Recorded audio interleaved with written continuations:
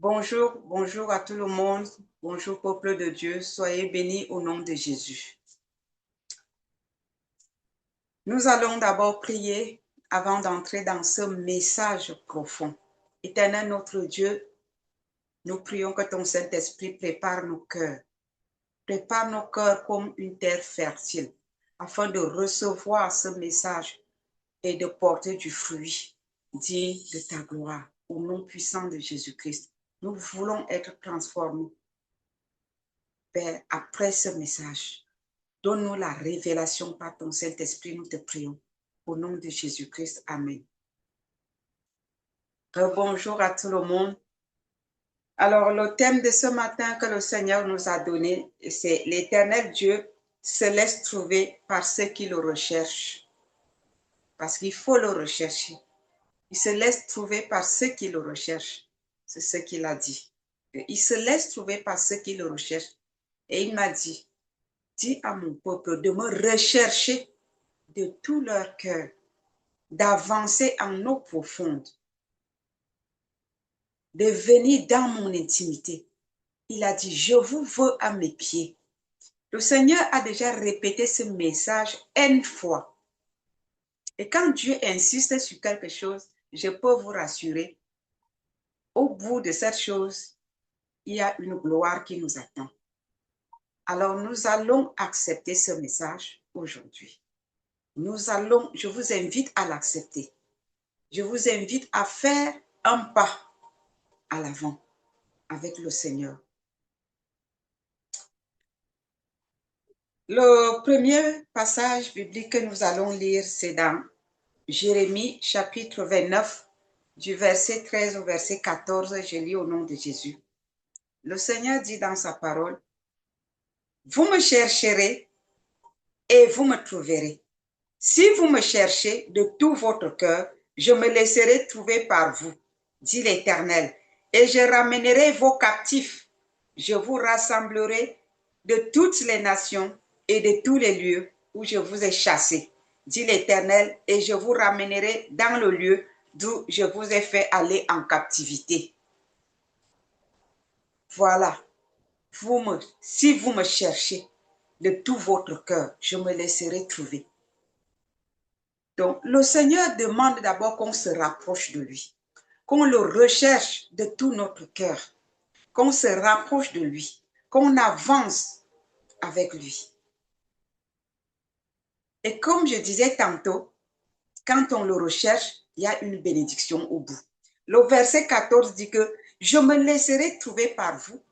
Mais est-ce que si on ne le recherche pas, on peut vraiment le trouver? Il y a une façon de le rechercher. Ce n'est pas « Oh Seigneur, j'ai vraiment besoin de toi ». Et puis tu continues ta vie dans les réseaux sociaux, à jouer au TikTok, à parcourir YouTube pour chercher les bénédictions, les fire, les prophéties. Non, c'est pas ça. Il y a une façon de le rechercher. Il y a une façon d'aller vers lui. Il y a un protocole que nous devons respecter. Je vous dirai ce protocole après. Pour le moment, nous allons parcourir tout ce qu'il m'a donné ensemble. Osée, chapitre 5, verset 15. Il dit, « Je m'en irai, je reviendrai dans ma demeure jusqu'à ce qu'ils s'avouent coupables et cherchent ma face. Quand ils seront dans la détresse, ils auront recours à moi. » Regardez comment il pense. Je m'en irai et je reviendrai dans ma demeure. Je m'en irai et je reviendrai dans ma demeure jusqu'à ce qu'ils s'avouent coupables et recherchent ma face. Ça veut dire qu'à un moment, le Seigneur peut s'éloigner de nous. Il s'en va. Et quand on le réalise qu'il n'est plus là, on avoue, on accepte, on reconnaît qu'on est coupable, qu'on a posé des actes qui ne l'ont pas glorifié. Je prends un exemple. un péché peut venir te trouver. Tu n'as pas cherché. Je vais prendre un exemple concret. Quelqu'un peut venir s'attaquer à toi, te calomnier. Tu n'es pas allé chercher les calomnies. Tu n'es pas allé chercher des histoires pour qu'on te calomnie. Non, c'est venu te trouver. Mais quelle est ta part dedans pour que Dieu ne te quitte pas? Le pardon. Tu dois pardonner à ceux qui te calomnient, à ceux qui inventent des histoires pour le but de te nuire, de te détruire. Tu dois pardonner. C'est un ordre que Dieu nous donne. Ce n'est pas une demande. Il ne demande pas notre avis. Tu vas dire, qu'est-ce que j'ai fait? C'est moi qui suis calomnié, c'est moi qui suis détruit, c'est moi qui souffre, c'est encore moi que Dieu quitte. Oui, parce que tu n'as pas obéi à son instruction qui nous recommande. C'est même un ordre. Il nous donne l'ordre. Il dit, pardonnez-vous les uns les autres. Ce n'est pas facile, on ne pardonne pas à quelqu'un qui n'a rien fait. Ah, ce que tu m'as fait là est très grave, je ne te pardonnerai jamais. Ce n'est pas ça le pardon. Le pardon, c'est justement quelqu'un qui t'a fait quelque chose de mal. Quelqu'un qui t'a blessé. C'est là où le pardon a sa place. Sinon, on ne parlerait pas de pardon. On ne pardonne pas à quelqu'un qui te met l'huile sur la tête. Quelqu'un qui te donne les bisous. Ce n'est pas à lui que tu vas pardonner. Tu vas lui pardonner quoi, il t'a fait du bien. Mais on pardonne à celui qui t'a fait du mal. On pardonne à celui qui t'a calomnié, qui t'a blessé, qui t'a offensé. Et quand on ne pardonne pas, alors Dieu, il s'en va. Et il va revenir, parce que nous sommes sa demeure. Il va revenir dans sa demeure, qui est ton âme, ton cœur, quand tu auras réalisé que tu es coupable, que tu n'as pas écouté sa voix, tu n'as pas pardonné. Tu ne lui as pas laissé les mains libres de faire la justice. Retenez le titre. Dieu, l'Éternel Dieu, se laisse trouver par ceux qui le recherchent. Quand tu réalises que Dieu t'a quitté, il faut le rechercher. Il faut rentrer en toi-même. Qu'est-ce que j'ai fait? Je n'ai pas volé. Je n'ai pas commis d'adultère. Je n'ai pas fait de fornication. Je n'ai pas tué quelqu'un. Je n'ai pas. Mais regarde autour de toi. Est-ce que quelqu'un ne t'aurait pas blessé? Est-ce que quelqu'un ne t'aurait pas calomnié? Est-ce que le Saint-Esprit ne t'aurait pas interpellé pour prier pour quelqu'un ou même te lever la nuit et intercéder? Et toi, tu as dit, ah Seigneur, moi j'ai mes problèmes, hein. Je ne vais pas prier tout le temps pour... Une sœur a dit un jour, oui, si c'est ça le chemin de Dieu, je passe le temps à prier pour les nations, je passe le temps à gêner, à me sacrifier pour les brebis, à faire ci, à faire ça. C'est une sœur qui est missionnaire et elle est vraiment consacrée à Dieu. Et sa vie est chaotique. Mais je vais dire, c'est normal. C'est normal que nous qui recherchons la face de Dieu, que nos vies soient attaquées. Pourquoi? Parce que nous avons déclaré la guerre à Satan. Tu ne peux pas déclarer la guerre à Satan pour te consacrer à Dieu et lui, il t'acclame. Non, il va te chauffer la plaque, mais retiens une chose. La Bible dit, vous serez combattus, mais vous ne serez pas vaincus. Ils vous combattront, mais ils ne vous vaincront pas. Nous avons les combats, mais nous ne pouvons pas mourir dans ces combats-là. Parce que le Seigneur lui-même combat avec nous. Et nous combattons étant dans la victoire. Que ceci soit un fortifiant spirituel pour chacun d'entre nous. Quand ça arrive. Moi, je ne peux pas ouvrir ma bouche pour vous dire tout ce que nous traversons. Sinon, on ne servirait plus jamais le Seigneur. Mais nous savons que l'ennemi est en train de rechercher notre couronne. Il recherche de toutes ses forces à attraper notre couronne. Mais il ne pourra pas. Jamais. Parce que ça, personne ne peut me l'enlever. Je sais que tout ce qui peut m'arriver, tout ce qui peut nous arriver, mon mari et moi, c'est parce que nous avons donné nos cœurs à Jésus pour le servir, pour le suivre. Et personne ne peut nous enlever ça. Que le diable nous maltraite, qu'il fasse tout ce qu'il a à faire, ça ne va pas changer quelque chose à notre marche. Tout chrétien doit prendre cette décision. Ce n'est pas parce que quand il y a les épreuves, oh, je disparais, je ne parle plus à personne, je ne sers plus Dieu. C'est quand tout va bien que je vais servir Dieu. Si tu attends servir Dieu quand tout va bien, mon frère, ma soeur, tu es la nourriture de Satan. Ça veut dire que quand il a soif, il vient vers toi. Il te boit comme on boit une bouteille d'eau. Quand il a faim, il te mange comme on mange le sandwich. Il faut devenir amer contre Satan en servant Dieu contre le gré de l'ennemi. Qu'il le veuille ou pas, tu aimes Dieu. Qu'il le veuille ou pas, tu l'adores. Qu'il le veuille ou pas, tu cherches l'intimité de Dieu. Si tu as des problèmes et que le Saint-Esprit, lui, te demande de prier pour quelqu'un d'autre, mon frère, ma soeur, prie. À la fin de cette prière, ton problème sera résolu, alors que tu n'as même pas ouvert la bouche. Dieu connaît nos problèmes. Il dit qu'avant, dans Ésaïe, il est écrit qu'avant qu'on ouvre la bouche, il nous a déjà, je crois que c'est Ésaïe 65, je ne sais plus. Il dit, avant d'ouvrir ta bouche, il t'a déjà exaucé. Donc,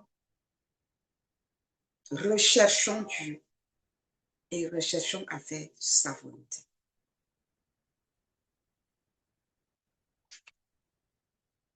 Quand il reviendra dans sa demeure, nous sommes sa demeure. Il dit, jusqu'à ce qu'il s'avoue coupable et cherche ma face. Quand ils seront dans la détresse, ils auront recours à moi. Ça veut dire, tu vas lui fermer la porte au nez. Tu pleures, je ne veux plus lire la Bible, je ne veux plus ceci, je ne veux plus cela, je ne veux plus parler à personne, patati patata. Il est là, il te regarde. Mais le jour que tu prends la décision de revenir, lui aussi, il revient. Il revient. Ça qui est bien avec lui, c'est un Dieu de miséricorde.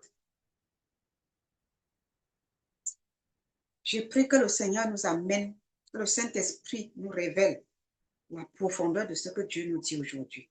Osée chapitre 6, verset 1 à 3. Il dit, venez, retournons à l'Éternel. Venez, retournons à l'Éternel, car il a déchiré, mais il nous guérira. Il a frappé, mais il bandera nos plaies. Je m'arrête là d'abord au verset 1. Venez, retournons à l'Éternel, car il a déchiré, mais il nous guérira. Il a frappé, mais il bandera nos plaies. Pourquoi il déchire? Pourquoi il nous déchire? Ceux qui disent, Dieu a déjà tout accompli, Dieu est bon, il est bon, hein? Ah, heureusement que notre Dieu est bon, ah, il est bon. Ici, il est écrit qu'il déchire. Il a déchiré. Dieu est agneau, il est aussi lion. Quand il faut déchirer, il déchire. Quand il faut réparer, il répare. Amen. Donc, nous ne devons pas jouer avec le feu pour dire seulement que Dieu est réparateur. Il est aussi celui qui déchire. Il est aussi celui qui déchire. Et quand il déchire, ça fait mal. Tu sens ton cœur en lambeaux. Tu sens ton cœur en miettes. Tu as envie de mourir. Ah oui. Et il te dit, mon enfant, je n'ai pas déchiré ton cœur pour que tu meurs. J'ai déchiré ton cœur pour que tu reviennes à moi. Reviens, je t'attends. Dieu déchire nos cœurs pour qu'on se tourne vers lui. Amen. Il faut comprendre pourquoi est-ce que Dieu déchire nos cœurs. Il ne déchire pas nos cœurs parce qu'il veut nous tuer. Il ne déchire pas nos cœurs parce qu'il nous déteste. Il ne déchire pas nos cœurs parce qu'il veut nous détruire, mais parce qu'il veut réparer quelque chose en nous. Il nous a choisis. Il nous a établis. Il nous a envoyés pour faire de toutes les nations les disciples. Il nous prépare comme étant son épouse, une épouse qu'il aime. Quel est le vrai mari qui n'aime pas son épouse? Je ne parle pas des faux mariages. Je parle des vrais mariages que quelqu'un a épousé, sa dulcinée, et quand il la regarde lui-même, il a la joie dans son cœur. C'est comme ça Jésus-Christ nous regarde. Il nous aime et il ne voudrait pas nous perdre. Mais s'il se passe quelque chose, nous l'embêtons. Et aujourd'hui, il nous dit, mon épouse, mes amis, mes enfants, mes disciples, mon peuple, recherchez-moi. J'ai besoin de vous et je vais vous guérir. Je vous ai déchiré, mais je veux réparer pour qu'on avance. Car il revient bientôt. N'oublions pas cela. Il revient bientôt. Verset 2, nous sommes toujours à Osée 6, verset 2. Il nous rendra la vie dans 2 jours. Il a pourtant déchiré, mais il nous dit, revenez, je vais vous rendre la vie. Parce que je vois que vous êtes meurtris. Non, le but, ce n'est pas de vous tuer. Le but n'est pas de vous garder dans cet état.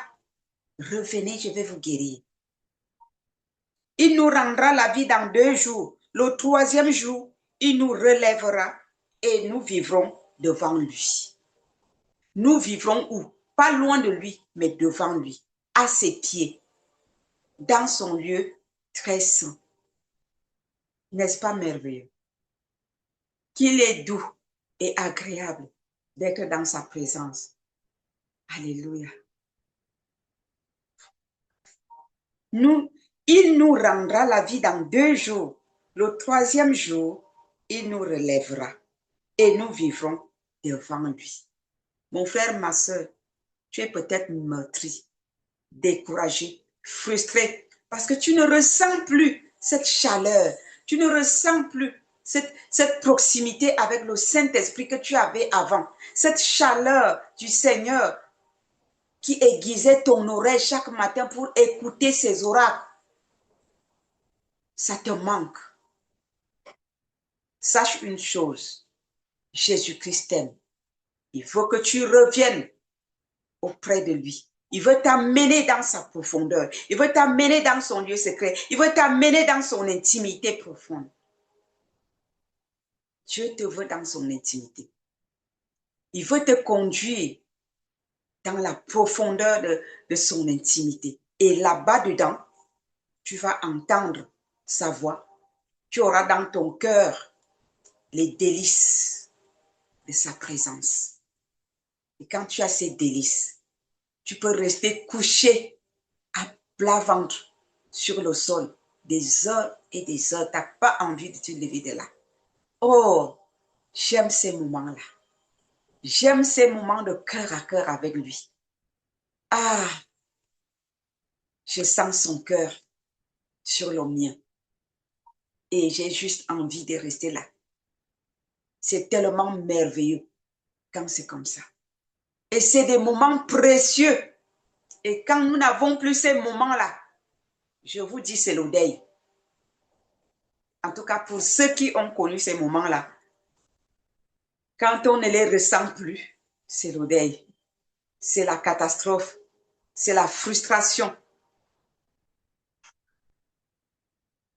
Je souhaite pour toute personne qui a perdu cette intimité, je souhaite que toute personne qui a perdu cette intimité la retrouve. Au nom de Jésus, après ce message, que tu pratiques ce que le Seigneur est en train de nous dire aujourd'hui. Que tu te rapproches de lui. Si c'est le pardon, que tu pardonnes. Si c'est un péché que tu pratiques, que tu le reconnaisses, que tu lui demandes pardon. Ça passe par la repentance, le rapprochement, l'intimité, la proximité. Ça passe par la repentance et une repentance sincère. Ce n'est pas les simples paroles. Amen. On ne corrompt pas Dieu. Ce n'est pas aller donner un sacrifice. Non, Dieu veut ton cœur d'abord. Donne-lui tous les sacrifices du monde entier. Donne-lui toutes les offrandes du monde entier. Si ton cœur n'est pas avec lui, il n'agrée pas ton offrande. Et ça ne change rien dans ta situation. C'est ça la vérité. Alléluia. Je vais vous révéler quelque chose. Les gens pensent que c'est parce qu'on... Moi-même, j'aime... Nous jeûnons beaucoup, hein, mon mari et moi. D'ailleurs, les gens du réveil des nations, un temps là, c'était chaud, chaud. Mais nous, on a continué parce qu'on ne peut pas obliger tout le monde à le faire. Parce qu'il y en a qui se plaignaient déjà. Donc, nous, on a compris que c'est notre part perso et on est dedans. Ce n'est pas parce que tu jeûnes beaucoup que tu vas plaire à Dieu. Avec le non-pardon dans le cœur, en pratiquant le péché, la calomnie, les méchancetés, les je ne sais pas quoi. Non. Si tu n'aimes pas Dieu, c'est la clé. Il faut l'aimer. Tu peux être pécheur. Mais si tu aimes Dieu, tu lui dis, Seigneur, je n'ai pas envie de me séparer de toi. Mais ce péché m'agace, m'éloigne de toi. Pitié de moi. Mais pourtant, tu es dans le péché. Hein? Mais ton cœur est avec Dieu. Je vous dis, le Saint-Esprit va vous aider. Et vous allez vous améliorer. Voilà pourquoi Dieu nous donne comme clé du succès dans sa maison de l'aimer. De l'aimer de tout notre cœur. Tu veux rechercher Dieu. Recherche à l'aimer dans ton cœur avant d'aller jeûner. Recherche cet amour pour lui dans ton cœur avant d'aller donner l'offrande. Recherche à avoir cet amour de Dieu dans ton cœur avant d'aller aider les autres. Si tu n'as pas d'amour, ton aide sera rien. Si tu n'as pas d'amour, ton jeûne sera zéro. Si tu n'as pas d'amour, tes offrandes ne porteront aucun fruit. Est-ce que vous comprenez? Tu peux être pécheur, mais tu aimes Dieu. Tu dis, Seigneur, ce péché me dépasse. Me voici. Voici ma nudité. Voilà ce que je fais. Tu lui dis tout. Tu avoues. Tu lui dis, je n'ai que toi, je t'aime. Moi, je ne veux pas me séparer de toi. Mon cœur est avec toi. Même si je pratique ce péché, mon cœur n'est pas là-bas. C'est que je ne sais pas comment m'en débarrasser. C'est toi que je veux. Seigneur, c'est toi que je veux. Seigneur, il s'agit de toi. Mon Dieu, c'est toi que je recherche. Moi, j'ai besoin de toi dans mon cœur. Viens me transformer. Et tu le désires sincèrement du fond de ton cœur. Que ce ne soit pas des simples paroles. On ne flatte pas Dieu. On ne manipule pas Dieu. Il connaît quand on est vrai. Je vous dis, promptement, le Saint-Esprit va faire quelque chose et vous allez témoigner sa gloire. La clé, c'est l'amour. Ce n'est pas je me bats à être parfait devant Dieu, je suis consacré, je lis la Bible, je prie. C'est bien tout ça. Mais il faut le faire avec un cœur plein d'amour pour ton Dieu, l'Éternel notre Dieu, qui nous a donné son Fils unique. Il faut reconnaître le sacrifice de Jésus-Christ. Tu dis, Seigneur, quand je pense au sacrifice de mon Seigneur, c'est lui qui est venu me sauver de la maladie, des calomnies, du rejet, de la pauvreté. Il est venu me sauver de tout péché. Quand je pense à son sacrifice, je ne suis pas fière de moi-même et de pratiquer ce que je pratique. Dieu écoute, tu le recherches, tu lui expliques ta situation, et tu dis, je n'ai plus envie. Tu te répands, tu reconnais et tu te répands, et tu demandes secours. C'est ça, rechercher Dieu. Il va se laisser trouver. Et il va te guérir. Il va te guérir de ton mal. Il va te délivrer de ton péché. Verset 3. Nous sommes toujours dans Osée 6, verset 1 à 3. Il dit au verset 3, connaissons, cherchons à connaître l'Éternel. Il faut le connaître. Il n'est pas méchant. Il est bon. Mais il n'est pas bonbon. Il déchire et il répare aussi, il guérit. Pourquoi? Il faut le connaître. Pourquoi il déchire? Et quand il a déchiré, comment faire pour qu'il répare? Comment faire pour qu'il guérisse? Il faut connaître.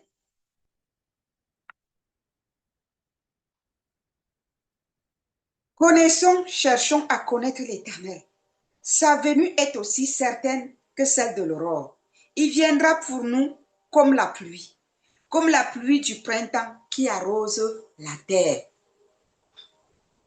Vous savez, quand il y a l'hiver, nous sommes ici en Europe, tout sèche. L'herbe sèche, les arbres sèchent, tout sèche.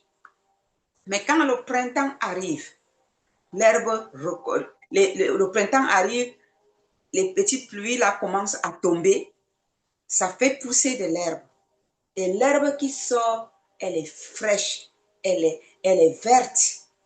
C'est beau à voir. Mon mari et moi, on aime marcher un peu. Et quand on sort, et nous sommes pratiquement au printemps. Et quand on sort marcher, même quand je regarde là à travers les vitres, je vois comment l'herbe est fraîche avec une belle couleur verte. Un beau vert. C'est magnifique. Ça respire la vie. Alors que en hiver, quand on regardait, quand la neige partait, l'herbe n'était pas verte comme ça, elle n'était pas fraîche, elle avait fané, elle était morte, elle avait séché. Mais maintenant, elle n'est plus sèche. Elle est bien verte. Elle est vivante. Quand tu regardes, tu as envie de sourire. Ça donne la joie. C'est alors là. C'est ça que le Seigneur dit. Il viendra pour nous comme la pluie du printemps qui arrose la terre. Et quand la terre est arrosée, l'herbe fraîche pousse, les petites fleurs la sortent dans le jardin et ça a une belle couleur. C'est ça. Sa vie prend forme. Lorsque nous commettons des péchés, le Seigneur s'éloigne de nous. Mais lorsque nous reconnaissons nos péchés, nous le recherchons, nous nous humilions, nous crions à lui, il revient comme la pluie du printemps, il nous arrose et il fait pousser la bénédiction. Il fait pousser la joie en nous, la paix en nous, la faveur, la grâce, la vie revient. On est triste hein, quand on ne sent plus la présence de Dieu. Je me demande, les chrétiens religieux qui ne ressentent même pas cette présence, mais ils sont morts. Parce que si quelqu'un n'a jamais connu les délices de l'Éternel, si tu n'as jamais connu la présence de Dieu, ton cas est laid en tant que chrétien. Ça veut dire qu'il ne s'est jamais approché de toi ou c'est toi qui ne s'est jamais approché de lui. Tu es resté dans les parvis. J'aime quand l'homme de Dieu nous enseigne l'histoire des parvis jusqu'au lieu très saint. Quand mon mari nous parle des parvis, il te montre les bruits qu'il y a dans les parvis, la vie du monde et tout, et la différence avec le lieu saint. Quand tu as compris ce message biblique, ah, mon frère, ma soeur, si tu ne connaissais pas Dieu, tu vas le rechercher. Tu vas chercher à quitter les parvis pour entrer dans le lieu saint. Et le Saint-Esprit, étant dans le lieu saint, va te transporter dans le lieu très saint. Selon la manière dont tu aimes Dieu dans ton cœur, tu vas te retrouver dans le lieu très saint. Étant dans ce lieu très saint, comme je dis toujours dans ma prière, que nous allons entrer maintenant dans le lieu très saint, dans l'intimité, dans la profondeur des profondeurs, dans le lieu secret, dans la présence de Dieu, où se trouve le Saint des Saints. C'est un lieu où rien ne résiste, parce que rien ne peut résister dans la présence de Dieu. C'est là où Dieu nous veut, dans cette profondeur-là, dans ce lieu intime-là, dans le lieu secret. J'ai l'habitude de dire, là où la canne d'Aaron a verdi en une seule nuit, un bois sec qui verdit, qui pousse les bourgeons en une seule nuit. Dieu est venu avec sa pluie de printemps en ce lieu-là. Et la canne a reçu la pluie. La canne a reçu la pluie. Les plantes, les fleurs, les plantes ont poussé. Ils ont eu des bourgeons. Les fleurs sont sorties. Un miracle. C'est le lieu où rien ne peut résister, quelle que soit la situation que nous traversons, que ce soit la maladie, le célibat, le travail, je ne sais pas quoi. Quand nous arrivons en cet endroit-là, rien ne peut résister. C'est le Saint des Saints, le lieu de sa gloire, le lieu de la rencontre, face à face, nez à nez, la profondeur des profondeurs. Quand on le recherche, il se laisse trouver et il nous amène dans cette dimension-là. Dans le livre de Joël, chapitre 2, verset 12 à 14, je lis.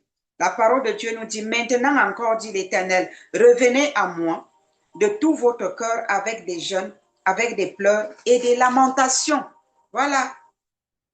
Il dit, revenez à moi, dans mon intimité, dans mon lieu secret, à mes pieds, recherchez-moi. Recherchez-moi, revenez à moi de tout votre cœur. Ce n'est pas avec les paroles, ce n'est pas avec la bouche, mais c'est ici, dedans. Une décision à prendre, une prise de conscience, de dire, Seigneur, j'en ai marre, je veux revenir. Il te montre, il dit, avec des jeûnes, avec des pleurs et des lamentations. Seigneur, me voici, je ne peux rien sans toi. Je suis venu humilier mon âme, parle aux jeunes.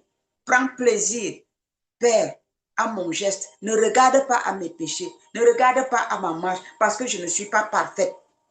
Étant dans ce corps de chair, il m'est impossible d'être parfaite. Mais je tends vers la perfection. Mais je te désire. Mon cœur a soif de toi. Mon cœur a faim de toi. J'ai besoin de toi. Je ne peux rien sans toi. Que ton Saint-Esprit me vienne en aide. Seigneur Jésus, miséricorde et compassion de moi. Tu es mort à la croix pour me sauver la vie. Sors-moi de cette servitude de péché. Sors-moi de cette négligence. Sors-moi de cette paresse. Je veux te connaître. Je veux faire ta volonté. Aie pitié de moi. Ne me traite pas selon ma marche. Ne me traite pas selon mon péché. Mais traite-moi dans toute ta miséricorde. Regarde à mon corps. Je t'aime. Papa, je te veux. Papa, j'ai besoin de toi. Je veux que tu te rapproches de moi. Je veux te connaître. Permets à mon cœur de s'attacher à toi. Si je ne suis pas capable de le faire de moi-même, Père, que ton Saint-Esprit le fasse. J'ai besoin de toi. C'est comme ça qu'on dialogue avec lui. Ce n'est pas, oh Seigneur, si j'ai péché, c'est parce que ceci, toi-même tu vois que je ne pouvais pas payer mes factures, alors voilà, cet homme m'a permis de payer les factures et quand il m'a demandé de faire quelque chose, j'étais obligée de le satisfaire. C'est pour cela, c'est pas aller justifier son péché. Non. Non. Dieu ne tient pas pour innocent le voleur qui vole pour satisfaire son besoin. Non, non, non. Tu as volé, tu es puni. Oui, ce n'est pas parce que tu as faim qu'il faut aller casser les magasins et manger. Tu peux prier Dieu et dire, Seigneur, j'ai faim, donne-moi à manger. Il va envoyer même un oiseau venir te jeter une pomme par terre. Tu ramasses, tu manges. Oui, il est le chemin, la vérité et la vie. Si on veut atteindre le Père, Dieu le Père pour quelque chose, pour une demande quelconque, nous devons passer par lui. Et non pas nos raisonnements. Nos raisonnements nous égarent. Il dit, déchirez, verset 13. Nous sommes dans Joël 2. Déchirez vos cœurs et non vos vêtements. Beaucoup d'entre nous déchirent le vêtement à la place de déchirer le cœur. Et comment on déchire le vêtement? Avec des lamentations, avec des plaintes, avec les murmures. Ah, hi, ah, hi. Qui vous a dit que la vie chrétienne, c'est un long fleuve paisible? Non. C'est bourré de cailloux, d'épines, de montagnes, d'obstacles. Oui, mais Dieu nous dit qu'il rend nos pieds semblables à ceux des biches pour traverser ces obstacles, pour traverser ces épines. Il dit qu'on passera par le feu, on ne sera pas brûlé. C'est des choses-là que moi je cite à mes épreuves. Quand je bute devant une situation, je dis, Seigneur, tu as dit que je passerai par le feu, je ne serai pas brûlé. Seigneur, que cette épreuve ne me brûle pas. Je traverserai les eaux, je ne serai pas noyé. Seigneur, je ne veux pas être noyé par cette épreuve. Accomplis ta parole. Jésus disait à Satan, il est écrit. Quand l'épreuve vient, c'est Satan qui te parle à travers l'épreuve. Toi aussi, parle à cette épreuve. Réponds à Satan par la parole de Dieu. Oui. Donc, le péché là, qui t'empêche d'être en feu, la paresse là, hein, ou les calomnies là, ou l'orgueil même, qui t'empêche d'être en feu, qui t'a fait refroidir, parle à cet orgueil. Dis-lui, ôte-toi de mon chemin, au nom de Jésus. J'ai la foi que le Saint-Esprit va me rendre humble. Alors je m'en vais m'humilier devant la face de Dieu, je lui dis tout. Et il va me délivrer. Et il te délivre. Il dit, déchirez vos cœurs et non vos vêtements.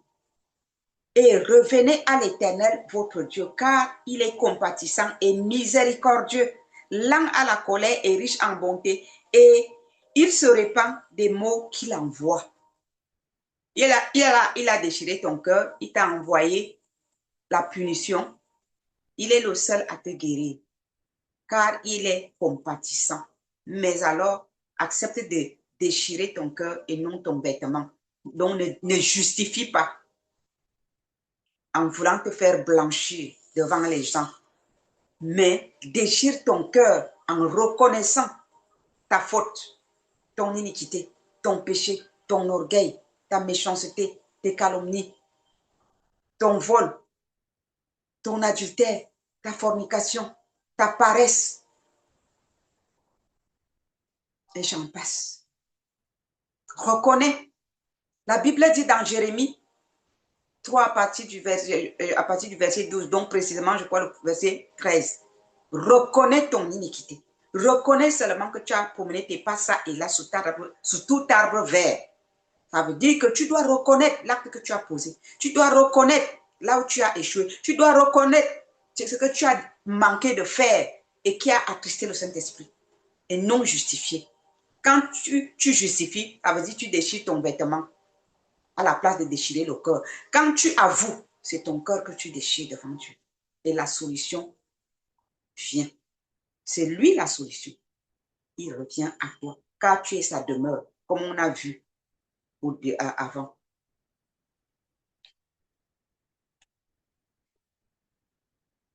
Il dit, car il est compatissant et miséricordieux, lent à la colère et riche en bonté, et il se répand des maux qu'il envoie. Verset 14, qui sait s'il ne reviendra pas et ne se repentira pas, et s'il ne laissera pas après lui la bénédiction, hein, des offrandes et des libations pour l'Éternel, votre Dieu. Alléluia. Quand donc Dieu t'a répondu et que tu es content et que tu es bien, en ce moment, tu peux lui apporter un sacrifice à l'autel. Tu peux lui apporter une offrande à l'autel. Tu peux lui apporter tout ce que tu veux parce que tu l'aimes. Ton cœur est rempli de joie. Il t'aime aussi. Il t'a délivré. Et c'est ta façon de le louer et de l'adorer et de lui dire merci.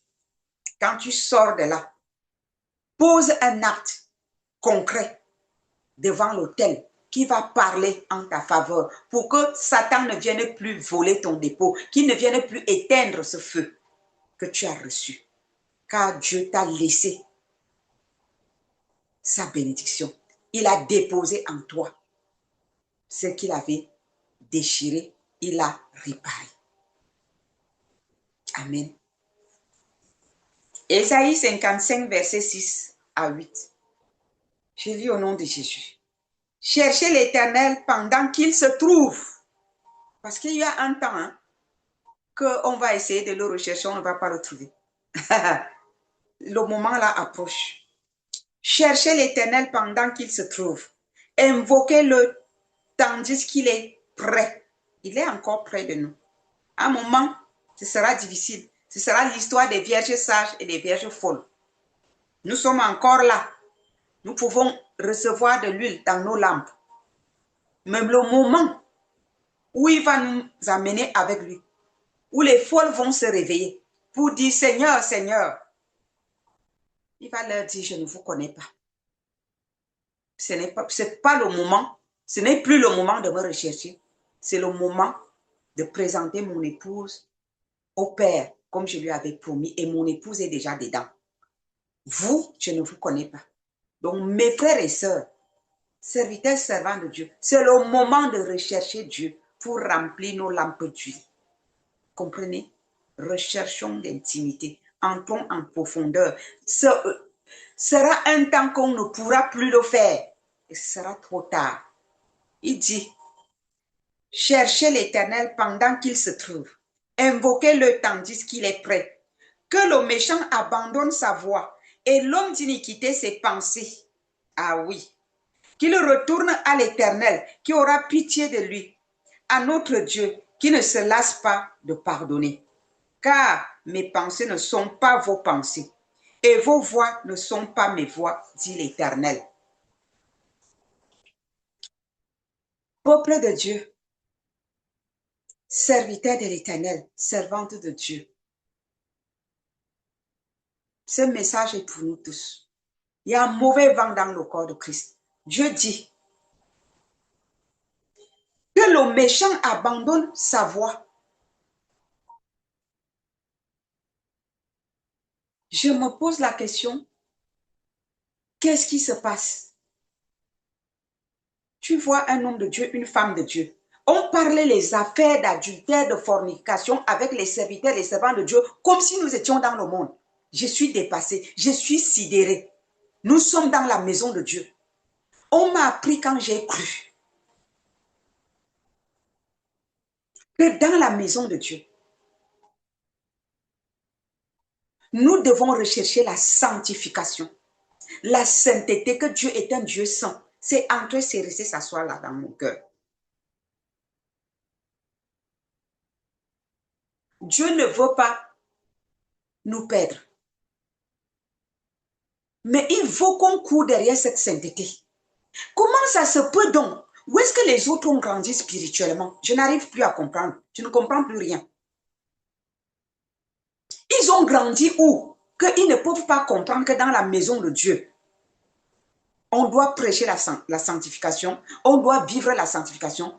L'église de Jésus est devenue comme une entreprise où chacun vient chercher son chacun. C'est quoi ça? Les affaires que nous voyons dans les entreprises, que le patron sort la secrétaire, le collègue sort sa collègue, un méli-mélo dans l'entreprise.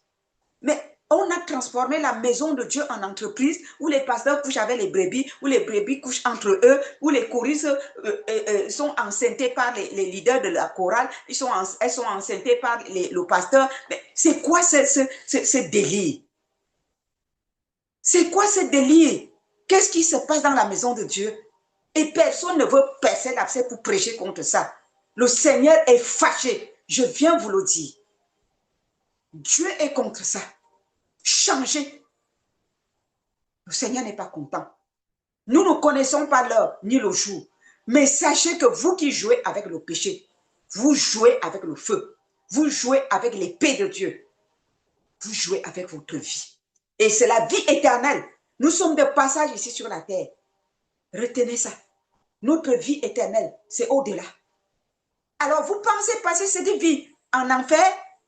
Vous voulez passer cette vie où? Dans les temps de feu? Je vous dis aujourd'hui, écoutez très bien, que le méchant abandonne sa voie.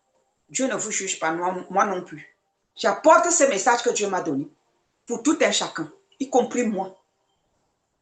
Frères et sœurs, ayons crainte de Dieu dans sa maison. Rapprochons-nous de Dieu en vrai. L'histoire là que quand on dit adorons Dieu, les gens commencent à apporter l'adoration, ce n'est pas une liste de requêtes de ses besoins. L'adoration, c'est de dire à Dieu des bonnes choses de qui il est. de ce qu'il a fait dans nos vies, de le remercier pour ce qu'il est dans nos vies, de reconnaître qui il est pour nos vies, pour l'humanité. Rares sont ceux qui adorent vraiment Dieu. L'adoration tourne maintenant, les gens tournent les paroles d'adoration en leur faveur. Les gens tournent les paroles d'adoration pour leur vie. Oh, quand je serai au ciel, Dieu va me donner ceci. Oh, je serai béni. Tout est centré sur soi. Mais essayons d'être centrés sur Jésus. Même l'adoration a changé dans l'Église. Les chants, quand tu écoutes les chants, tu te dis, mais les gens sont venus se louer eux-mêmes ou bien ils sont venus louer Dieu.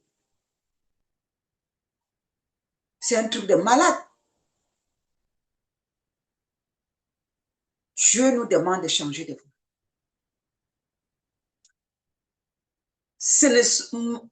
Écoutez, je n'ai pas besoin de la popularité.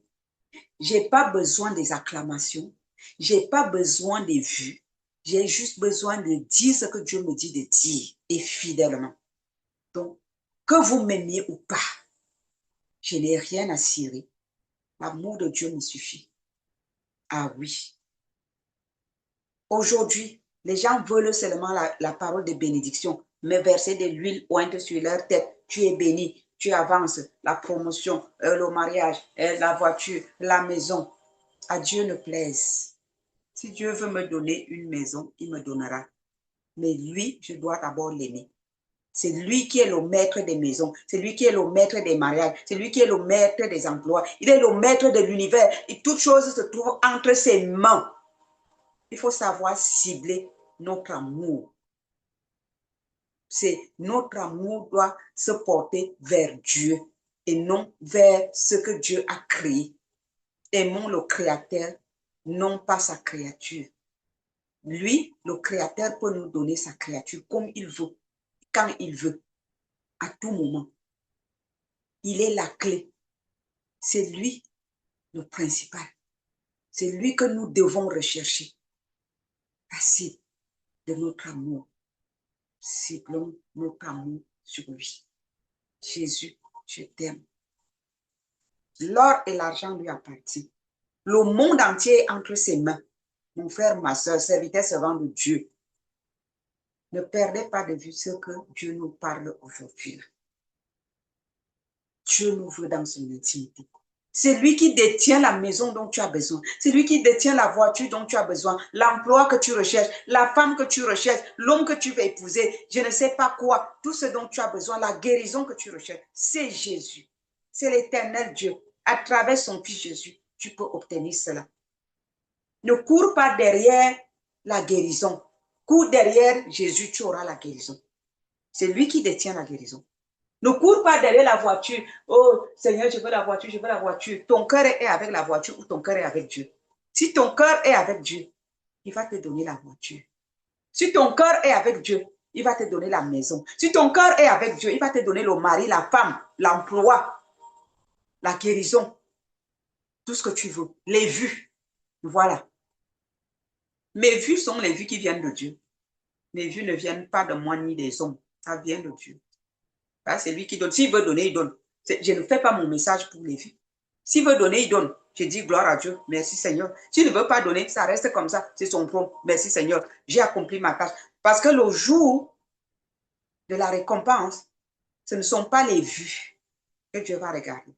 C'est la fidélité, l'amour que j'avais dans son cœur et la fidélité avec laquelle je l'ai servi. L'intégrité dans laquelle je me tenais. Voilà les choses que Dieu regarde. Ce n'est pas le nombre de personnes que j'avais dans mon église, dans mon ministère, ou je ne sais pas. Non. Ça là, c'est la chair. C'est les yeux de... La Bible dit que sert-il à un homme de perdre Dieu et de gagner le monde entier? Si tu gagnes le monde entier et que tu perds Dieu, tu as gagné quoi? Si j'ai Dieu, j'ai le monde entier. Parce que c'est lui qui détient le monde entier entre ses mains, il peut me le donner. C'est ça qu'il faut retenir. Il dit au verset 8, car mes pensées ne sont pas vos pensées et vos voix ne sont pas mes voix. Tel que nous pensons, si j'ai beaucoup de vues, je suis connue, j'ai la popularité, j'ai réussi. Devant Dieu, tu as échoué. Ah oui, nos pensées ne sont pas ses pensées. Nos voix ne sont pas ses voix. Devant vous, vous pouvez considérer qu'elle a un petit ministère, hein, elle n'a même pas les vues, elle n'est même pas connue, elle est non-aime. Ça, c'est ici sur la terre, je suis non-aime. Va voir mon dossier au ciel. Va voir mon dossier auprès de celui qui m'a choisi, qui m'a établi, qui m'a mandaté, qui m'a envoyé. Va voir mon dossier chez lui là-bas. Moi, je travaille pour là-bas. Je ne travaille pas pour ici. S'il veut ma visibilité ici, il va établir à sa manière. S'il veut donner les vues, il va le faire à sa manière. S'il veut élargir l'espace, il va le faire. Quant à moi, je dois remplir mon objectif. Je dois atteindre le but pour lequel il m'a appelé. Parce que c'est là où se trouve ma récompense. Oui. Amos chapitre 5, verset 4 à 5.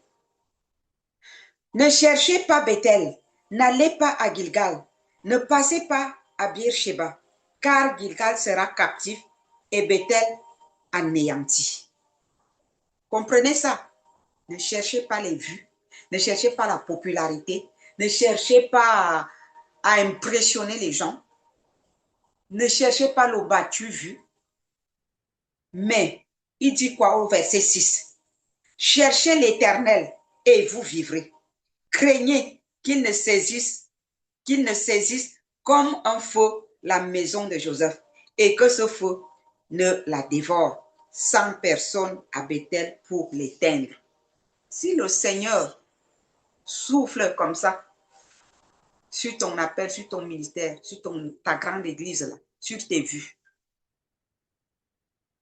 quand Dieu déstabilise, qui peut rétablir en dehors de lui? Si Dieu souffle sur ton ministère comme ça, s'il décide de te descendre, qui peut te relever? Qui? Si le Seigneur décide de t'éteindre ou de te dévoiler, de te dénoncer,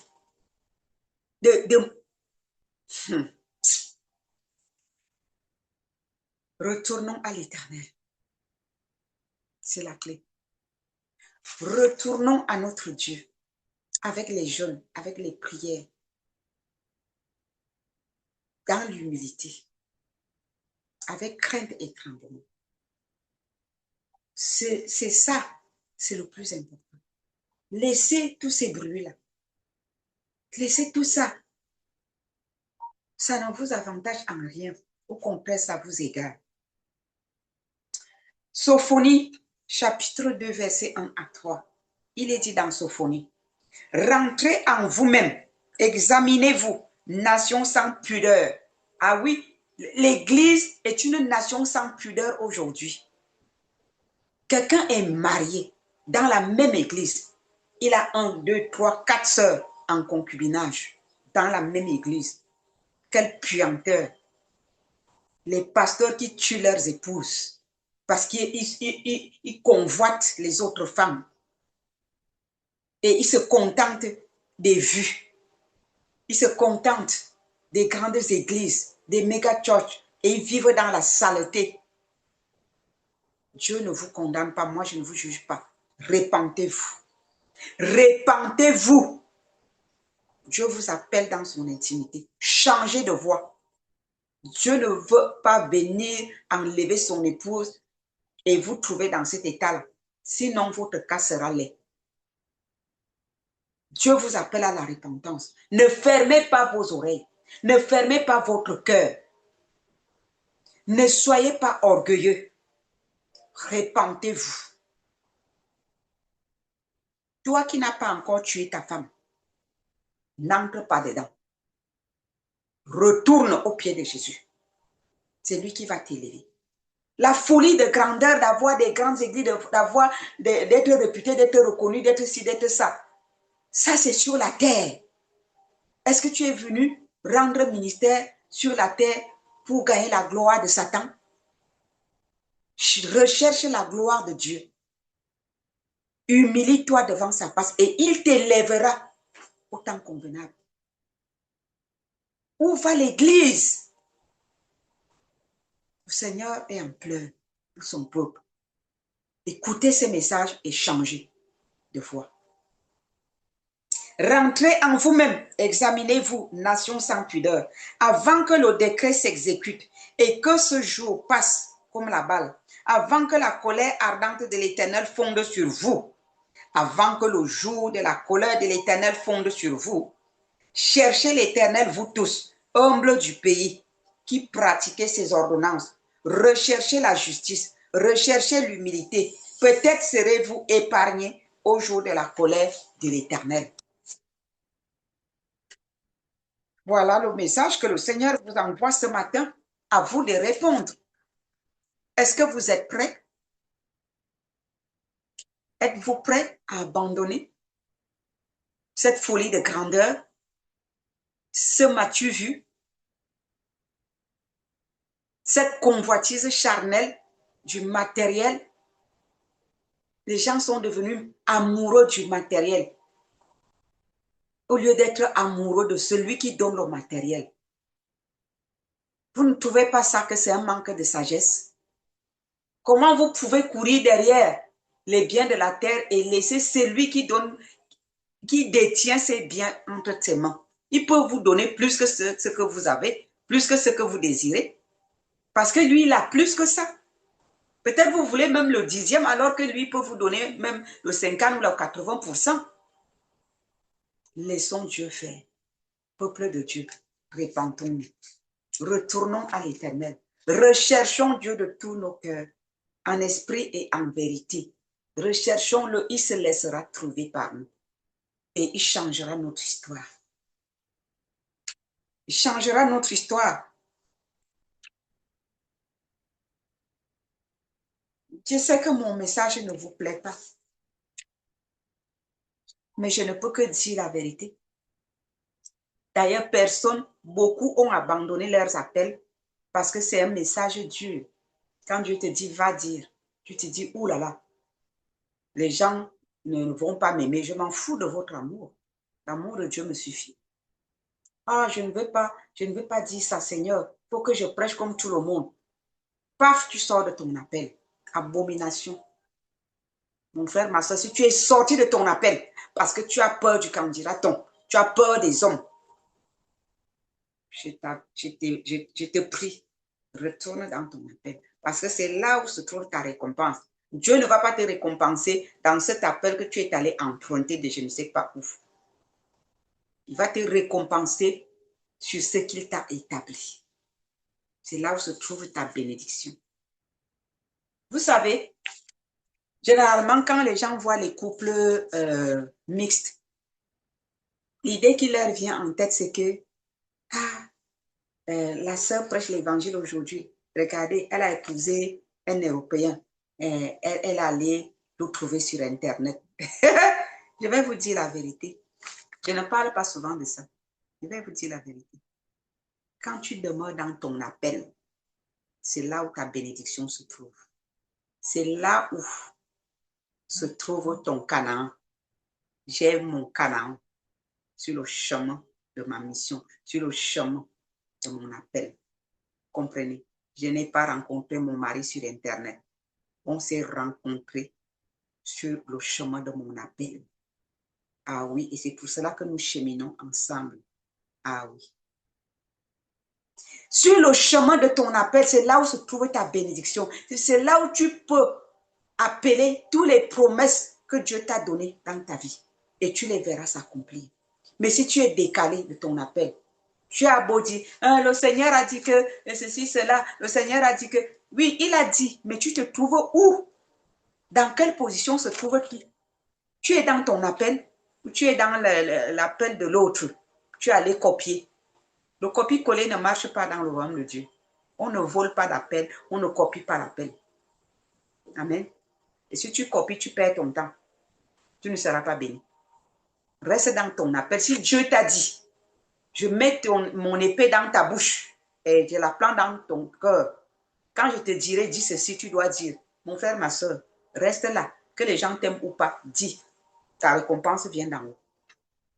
Voilà pourquoi mes messages ne sont pas très sollicités. Parce que c'est des messages qui sont vrais, qui disent la vérité et personne ne veut entendre la vérité. Rares sont ceux qui veulent entendre la vérité. Ceux qui recherchent l'éternel pour de vrai aiment les messages que je donne parce que ça les aide à trouver le vrai chemin et à percer et à évoluer. Je vais vous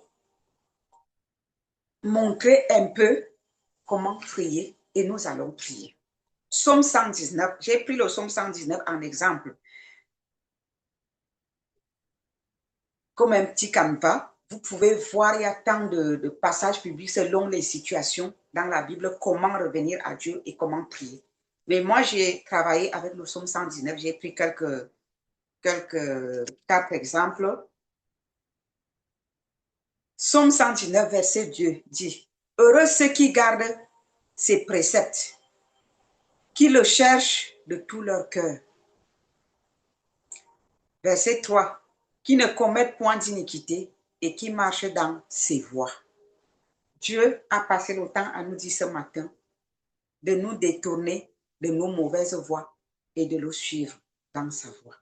Il dit, qui ne commettent point d'iniquité et qui marchent dans ses voies. Donc, ce n'est pas que Dieu dit que tu seras parfait étant dans ce corps charnel. Mais l'histoire, la chose, c'est Seigneur, j'ai fait, je reconnais, aide-moi. C'est ça. Heureux ceux qui gardent ces préceptes, les préceptes de la repentance, les préceptes de l'humilité, les préceptes d'amour, de retenir que ce ne sont pas mes efforts charnels, les actes que je pose, je dois manipuler Dieu. Non, ce n'est pas ça, c'est l'amour, aimer Dieu. Et quand tu aimes Dieu, tu vas te repentir. Tu vas écouter ce qu'il te dit et tu vas te détourner de tes voies. Heureux ceux qui gardent ses préceptes, qui le cherchent de tout leur cœur. Il faut rechercher à faire la volonté de Dieu, à écouter ses instructions, à obéir à ses commandements qu'il nous donne pour nous en sortir et pour nous rapprocher de lui. Donc, tu dois donc prier en disant, Seigneur, donne-moi de garder, apprends-moi à garder tes préceptes, tes commandements, à rechercher ta face de tout mon cœur, dans l'humilité et dans la crainte et l'obéissance, en marchant dans la sanctification. Il va le faire. Psaume 119, versets 10 à 12. Tu lui dis, Seigneur, Père éternel, je te cherche de tout mon cœur. Ne me laisse pas égarer loin de tes commandements. Tu dois dire ça, ça doit venir du fond de ton cœur, mon frère, ma soeur, serviteur, servant de Dieu. Supplie Dieu, dis-lui, je te cherche de tout mon cœur, éternel mon Dieu. Ne me laisse pas égarer loin de tes commandements. Verset 11. Je sers ta parole que tu m'as dit aujourd'hui, ce matin, et que je lis tous les jours. Je sers ta parole dans mon cœur afin de ne pas pécher contre toi. Aide-moi. Béni sois-tu, éternel mon Dieu. Enseigne-moi tes statuts pour que je fasse ta volonté. Prenez ces paroles cette semaine. Humiliez-vous devant la face de Dieu. Parlez à Dieu comme je suis en train de vous le transmettre là maintenant. Quelque chose va changer dans votre vie. Psaume 119, verset 58. Dis à Dieu, je t'implore de tout mon cœur, éternel mon Dieu, aie pitié de moi selon ta promesse. Je réfléchis à mes voies et je dirige mes pas vers tes préceptes. Je n'ai plus envie de continuer sur mes voies.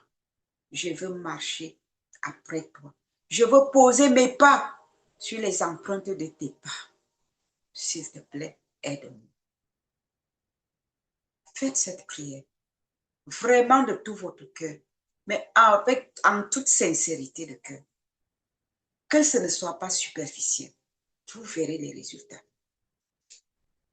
Encore Psaume 119, comme je vous ai dit, j'ai pris 4 passages là-dedans. Psaume 119, verset 145 à 149. Je t'invoque de tout mon cœur, Éternel mon Dieu. Exauce-moi, Éternel, afin que je garde tes statuts. Je t'invoque du fond de mon cœur. Et il faut que ça vienne vraiment du fond de ton cœur. Seigneur, je t'invoque du fond de mon cœur.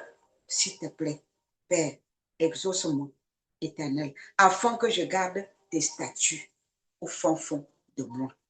Donc que je garde ta parole de vérité, ta crainte, ton amour au fond de moi. Je t'invoque, sauve-moi. 146, verset 146. Je t'invoque, sauve-moi afin que j'observe tes préceptes. Verset 147. Je dévance l'aurore et je crie. J'espère en tes promesses. Réveille-toi au petit matin. Commence, allonge-toi par terre. Commence à l'adorer et parle-lui. Cœur à cœur.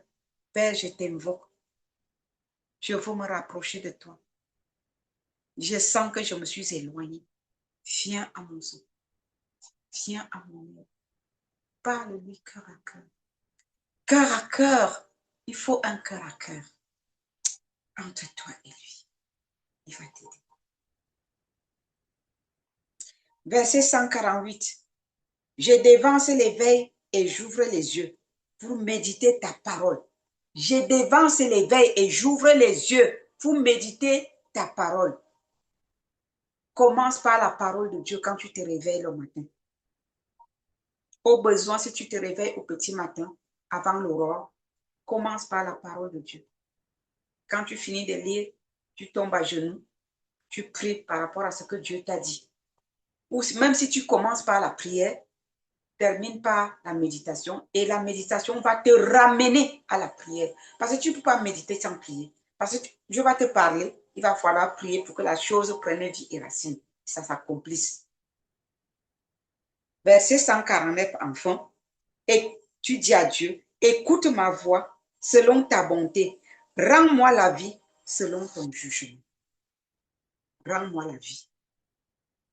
Rends-moi la vie. Et quand Dieu te rend la vie, mon frère, ma soeur, c'est la pluie du printemps qui tombe dans ta vie. Ça fait pousser l'herbe. Une herbe verte. Une herbe d'un vert éclatant. Ça fait pousser les fleurs dans le jardin. Et c'est comme ça que la bénédiction germe dans ta vie. Et les promesses de Dieu commencent à se réaliser. Et les choses changent autour de toi. Les gens qui étaient méchants envers toi commencent à devenir gentils envers toi. Le ciel s'ouvre, les portes s'ouvrent. Et la bénédiction éclate. Amen. Que le Seigneur vous bénisse. Que le Saint-Esprit vous convainc à suivre cette démarche et surtout à prier pour changer de voie. Prenez une décision et les choses vont changer. La balle est de votre côté. C'est à vous de faire le pas. Ce n'est pas à Dieu de faire le pas. Dieu a déjà mis à disposition sa parole, son Saint-Esprit, notre volonté. Il a donné le cœur à nous de passer à l'action. Que le Seigneur vous bénisse. Amen.